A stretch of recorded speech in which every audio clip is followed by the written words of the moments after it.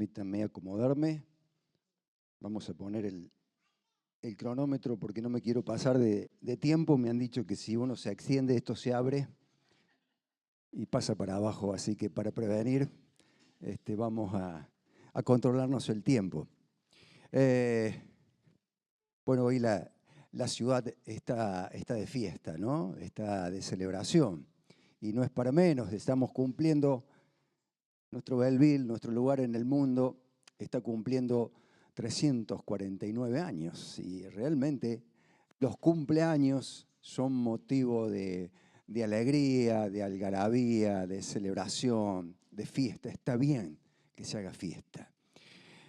La propuesta de esta mañana es que pensemos cómo nosotros, de manera personal, puede hacer de su vida una celebración. Puede hacer de su vida también un festejo. Y no estoy pensando en una fecha puntual, en un acontecimiento especial, sino como a la hora de tomar decisiones, elecciones, podemos llegar a ser bienaventurados, dichosos, bendecidos y prósperos. Lo que vamos a hacer y vamos a trabajar esta mañana es el Salmo número 1. Les cuento que este Salmo lo hemos estado estudiando en nuestro grupo de estudio casero, semanal. Desde hace 15 días iniciamos una serie, un material que justamente trabaja salmos, algunos de los salmos escogidos, 6 en particular, y comienza con el estudio y el material que estamos haciendo. Así que lo que vamos a compartir, lo que voy a compartir esta mañana, tiene que ver o es parte de lo que hemos estado reflexionando de manera grupal en nuestras casas de familia, ¿no? Así que si hay alguien del grupo acá en esta mañana y que quiera incluir o decir algo, está en libertad de hacerlo también. Este primer salmo es, dicen los comentaristas, como la introducción a todo el libro, a toda la literatura salmódica, a toda la literatura de los salmos. Y este Salmo 1 indica una ruta, un camino hacia un destino que todo el mundo, que todos anhelamos, que es una vida feliz y una vida próspera. Les invito a que leamos primero el Salmo número 1. Yo lo voy a leer en la Nueva Versión Internacional. Dichoso el hombre, dice el autor David, el hombre que no sigue el consejo de los malvados, ni se detiene en la senda de los pecadores, ni cultiva la amistad de los blasfemos, sino que en la ley del Señor se deleita y día y noche medita en ella. Es como el árbol plantado a la orilla de un río que, cuando llega su tiempo, da fruto y sus hojas jamás se marchitan y todo cuanto hace prospera. En cambio, y hay un contraste aquí, en cambio, los malvados son como la paja arrastrado por el viento. Por eso no se sostendrán los malvados en el juicio ni en los pecadores en la asamblea de los justos. Porque el Señor cuida el camino de los justos, mas la senda de los malos lleva a la perdición. Lo primero a mencionar, o lo primero que quiero mencionar, es que la persona que quiere ser feliz, bienaventurada, dichoso, afortunada, próspera, lo primero que debe hacer es pronunciar un rotundo no, un contundente no. Es poner límites. ¿A qué, dice el Salmo, tenemos que ponerle un límite? ¿A qué tenemos que decirle que no? En primer lugar, dice que tenemos que decirle no al consejo del malo. Al consejo del malo. Y en este sentido quiero detenerme en dos aspectos que me parece importante subrayar. El malo, el consejo que viene del malo, generalmente aparece camuflado. no nos es fácil, muchas veces nos resulta difícil distinguirlo, ¿no? Y justamente ese consejo malo, que viene del malo, hace todo lo necesario para lucir atractivo. Ese consejo generalmente es muy popular y alcanza un gran consenso y es muy difundido por los medios y por las redes. Ese consejo que viene del malo generalmente se disfraza o se esconde detrás de términos como tolerancia, relativismo, hedonismo, y hasta se disfraza a veces de una falsa espiritualidad. Hay un pasaje en 2 Corintios, 11:14, que dice que Satanás se transforma o se presenta como ángel de luz para confundir y engañar a las personas. Lo segundo que quería considerar con respecto a este primer no es una pregunta. ¿El mal consejo solamente proviene de la gente que no conoce a Dios? ¿O también puede provenir de nuestro entorno cercano y aún de personas que profesan ser religiosas? Y yo creo que también esto último es posible.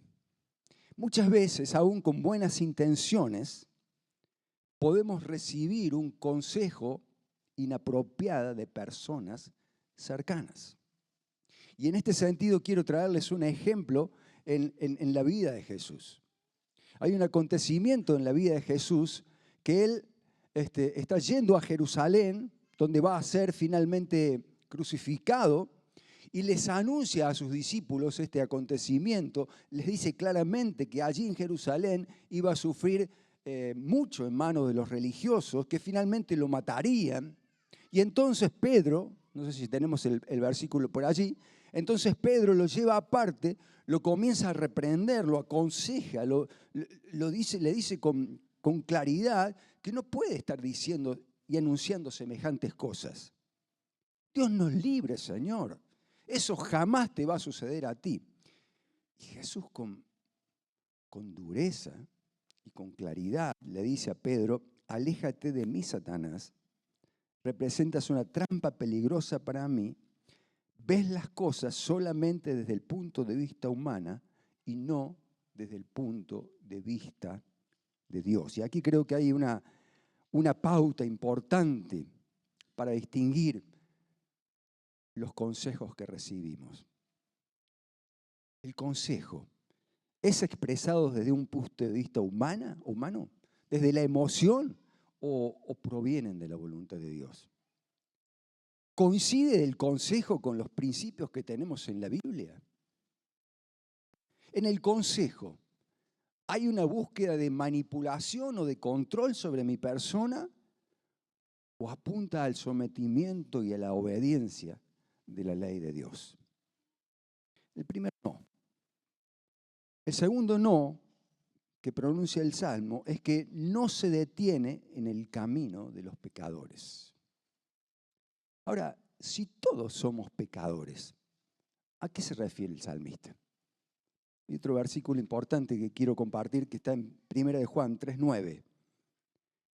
Dice Juan, ninguno que haya nacido de Dios practica el pecado, porque la semilla de Dios permanece en él. No puede seguir pecando porque ha nacido de Dios. Y subrayo esta palabra, este término, practicar. Practicar es naturalizar, es acostumbrarse, es autojustificarse, es dejar de luchar, bajar los brazos, ser insensibles a ciertas conductas, a ciertas elecciones. Por eso debemos estar atentos para no detenernos en ese camino, para despertar a tiempo, para seguir caminando y no quedarnos allí. El tercer no que expresa en el primer versículo el Salmo es que no debemos sentarnos. ¿Y dónde no debemos sentarnos? Con los burladores o blasfemos. En la versión popular dice, no hacer causa común con los que se burlan de Dios. Y esto significa llegar al extremo de perder el temor, el respeto, la consideración que Dios y el nombre de Dios se merece. Y uno podría decir, yo nunca voy a llegar a ese extremo. Yo jamás voy a llegar a ese extremo de blasfemar al nombre de Dios, ¿no? Ahora, burlarse de Dios no es solamente hablar mal de Él. No es solamente manifestar improperios a su nombre. Incluye también dejar de atender de manera consciente su consejo. Incluye también darme cuenta que estoy haciendo algo equivocado y no estar dispuesto a cambiar. Incluye vivir de mi fe de manera hipócrita. Incluye tener en poco, minimizar la justicia de Dios. Total, su gracia ya es grande, ¿no? Es minimizar la justicia de Dios. Ahora, estos tres no, que es escuchar, no detenerse, no sentarse, no significa vivir aislados. No significa estar encerrados, sin relación con mis amigos, con mis vecinos, con mis compañeros. Significa sostener mis valores, mis principios cuando interactúo con ellos. Tengo que interactuar, tengo que estar, pero sosteniendo mis principios y mis valores. Fíjense lo que Dios le dice a Jeremías, al profeta Jeremías. Jeremías tiene un diálogo personal con Dios en un momento de su vida y Dios le va a decir, si regresas a mí, te restauraré para que puedas continuar sirviéndome. Si hablas palabras beneficiosas en vez de palabras despreciables, serás mi vocero. Y fíjense esta frase final. Tienes que influir en ellos. No dejes que ellos influyan en ti. No vivas encerrado. Interactúa, pero con este concepto, con esta precaución. Influye. No dejes que influyan en ti. Estos tres no también nos hablan de un proceso. Fíjense que hay tres verbos, seguir, detenerse, sentarse. Estos tres verbos indican el proceso por el cual caemos en pecado. Todo comienza cuando presto atención. Todo comienza con la lucha en la mente. Cuando cedo a esa lucha, luego comienzo a sentirme cómodo en ese lugar. Y finalmente adopto la manera de vivir, una manera de vivir que nada tiene que ver con Dios. Nadie cae en pecado por casualidad. Nadie cae en pecado de manera fortuita o de manera repentina. Siempre es un proceso y debemos estar atentos a detener a tiempo ese proceso para evitarnos consecuencias peligrosas y dañinas para nuestra vida. Ahora, el Salmo no solo es una larga lista de no. No solo se menciona allí un listado de prohibiciones, porque la fe cristiana no es eso. No es una larga lista de no. No es una larga lista de prohibiciones. Eso sería legalismo. La fe cristiana contiene sí, muchos sí. Y el Salmo también. Fíjense que el Salmo nos va a hablar de un gran sí, de un potente sí. Hay una serie de recomendaciones, de acciones, de elecciones que sí tenemos que hacer. Y la primera de estos sí tiene que ver con la ley de Dios. Tiene que ver con la ley de Dios. Digámosle sí a la ley de Dios, porque es única y suprema autoridad. Y esa ley es absolutamente suficiente. Solo la Biblia es inspirada por Dios. No hay ningún otro libro, no hay tradición humana que tenga la misma condición y altura que la palabra de Dios. Cuando el salmista, el autor del Salmo 1, hace referencia a la ley de Dios, él estaba pensando solo en 5 libros. Él conocía 5 libros, el Pentateuco.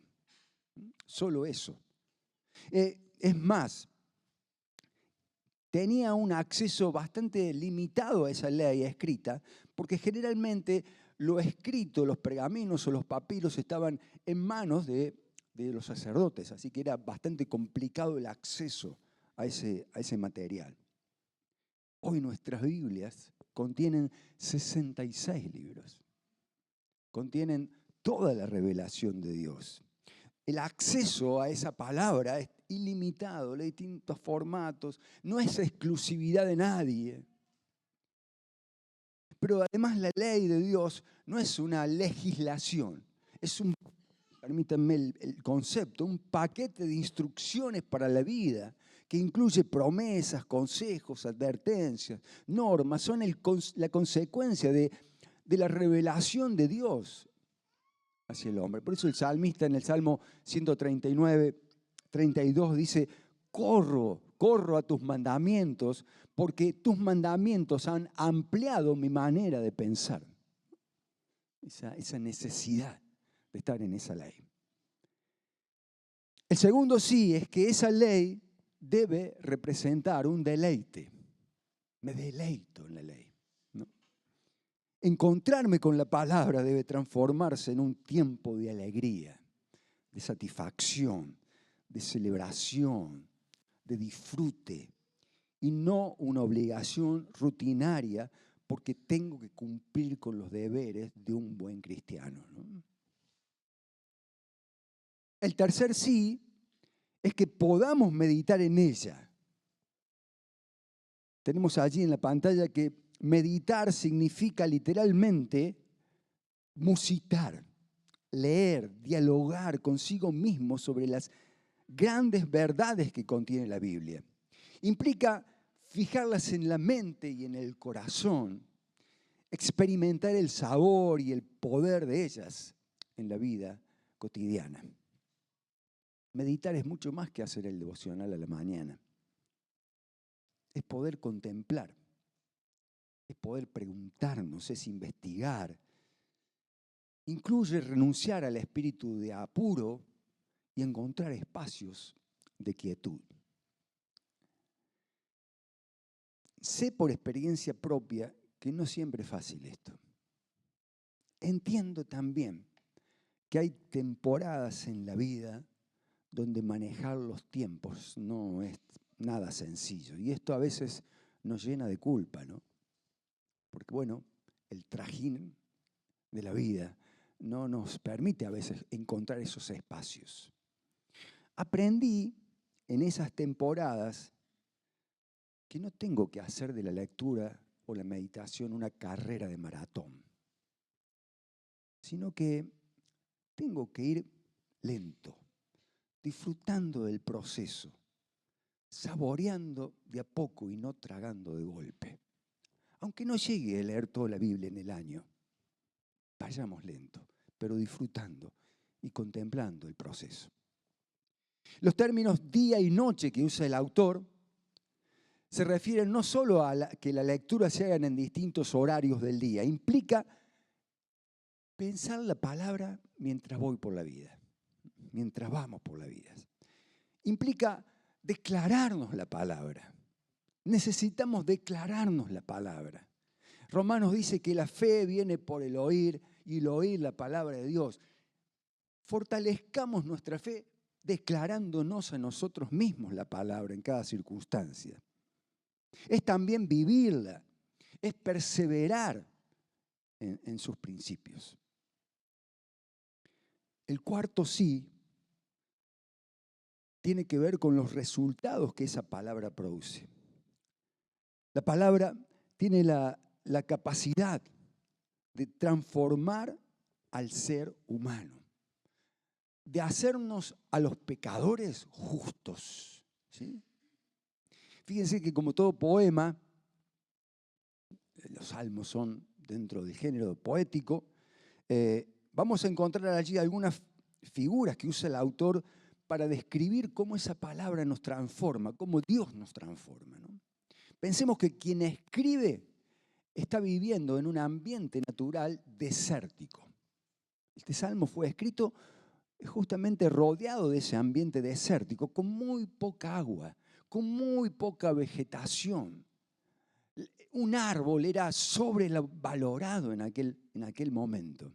Por eso la imagen y la figura que trae el autor, ¿no? Dice que los resultados de vivir con esto sí serán que seremos transformados como un árbol plantado a orilla de un río. Tendremos vida. Creceremos porque estamos conectados a la fuente de la vida. Dice el pastor Alejandro Cornu, no estaremos plantados en una maceta, ni limitados en nuestro crecimiento.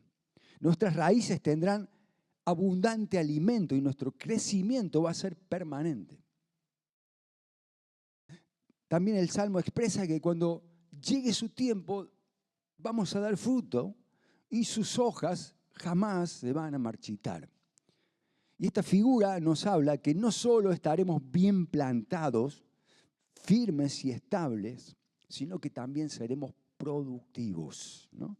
De provecho para otros, capaz de dar vida, de transmitir vida, de bendecir, porque los frutos no son para árbol, para que lo consuma el árbol o pues beneficie el árbol, sino para que otros puedan ser bendecidos y beneficiados por los frutos. También nos compara con árboles perennes, ¿no? Dice que nunca se le caen las hojas, que es capaz de resistir a todos los climas con un buen follaje. En Dios seremos perseverantes y encontraremos fuerzas para sostenernos aún en los climas y en los momentos más hostiles. Finalmente dice el salmista que quien dice no y quien dice sí, todo cuanto hace prospera. Y yo me preguntaba, ¿a qué clase de prosperidad se refiere el salmista? Porque cuando uno usa el término prosperidad, inmediatamente lo relaciona con éxito económico, con una vida sin sobresaltos, con una vida sin sufrimientos y sin dolor. Incluso hoy se sigue proclamando erróneamente el evangelio de la prosperidad, ¿no? Es real, es cierto, lo hemos comprobado, que si incluimos la ley de Dios en todo lo que hacemos, Dios nos puede prosperar en todas las dimensiones de la vida, en lo económico, en el trabajo, en la salud. Ahora, en la Biblia la palabra prosperar, un sentido fundamentalmente espiritual. ¿No? Todos los no y todos los sí que vimos en el versículo 1 y en el versículo 2 hablan de un objetivo fundamental, que es prosperarnos en nuestro carácter, prosperarnos en nuestras relaciones, prosperarnos en nuestro servicio, hacernos fuertes en nuestras luchas. O sea, prosperarnos espiritualmente, que en definitiva va a representar lo fundamental, ¿no? Para vivir bien, para vivir en plenitud.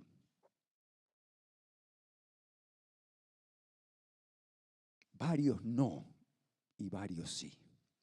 Y quiero terminar, porque ya se me va el tiempo, quiero terminar señalando que el Salmo, ¿podemos poner de nuevo el Salmo ahí también? El Salmo comienza y termina con palabras diametralmente opuestas, ¿no? Si empieza diciendo dichoso o bienaventurado, y la última palabra que usa el Salmo es perdición. Dos términos bien opuestos, bien contrastantes. Y esto nos sugiere, en primer lugar, que quede en nuestras manos cómo voy a terminar mi vida. Que nuestra elección aquí en la tierra va a determinar el resultado final. Dios nos muestra el camino. Dios nos exhibe con mucha claridad 2 caminos.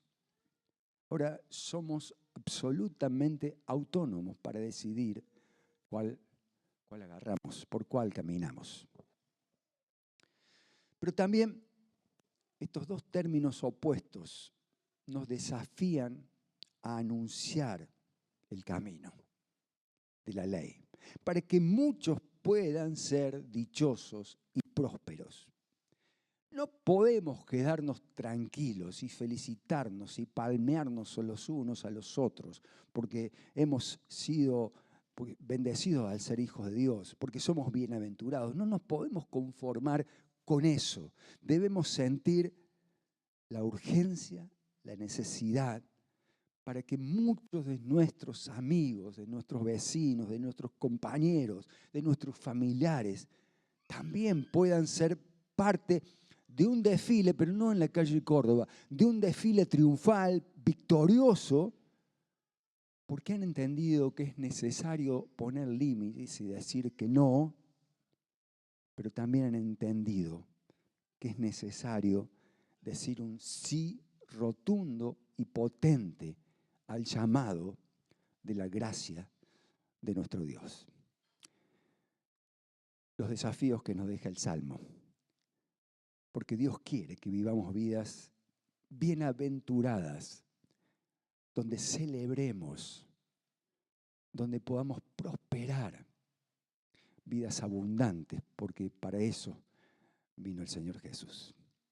Gracias, Padre, por tu amor inconmensurable, como cantábamos, como decíamos.